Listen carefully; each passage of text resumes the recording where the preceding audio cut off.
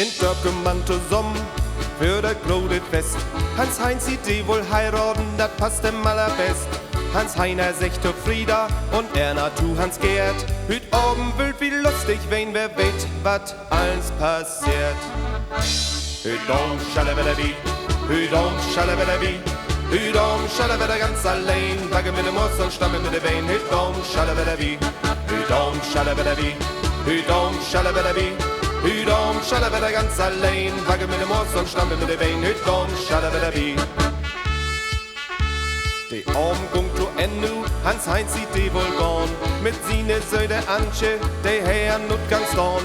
Wir wollen uns noch bedanken, doch nun wird wie no Hus. Die Antwort tuten soll wir ein riesengroß Gebrus.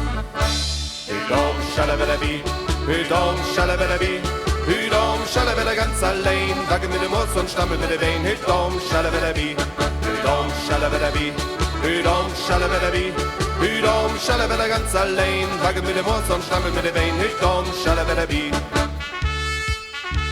Wir Bochum werden vergangen, Hans-Heinz sie nicht zu sehen.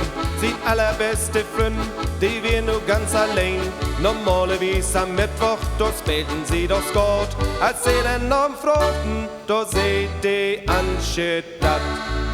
Nee, Heinzi, die bleibt heute Abend zu Hus. Denn? Hüdom, schalabalabi, hüdom, schalabalabi, hüdom, schalabala ganz allein. Wacke mit dem Mus und stampel mit der Bein. Hüdom, schalabalabi, hüdom, schalabalabi, hüdom, schalabalabi, hüdom, schalabala ganz allein. Wacke mit dem Mus und stampel mit der Bein. Hüdom, schalabalabi. Hans-Heinz sieht die muss schuften wie Klausen auf dem Buch.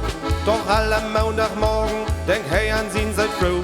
Die Hand in die Taschen rührt er sich gar nicht rot. Hol ich mut mich schonen, hüdom geht wetterlos.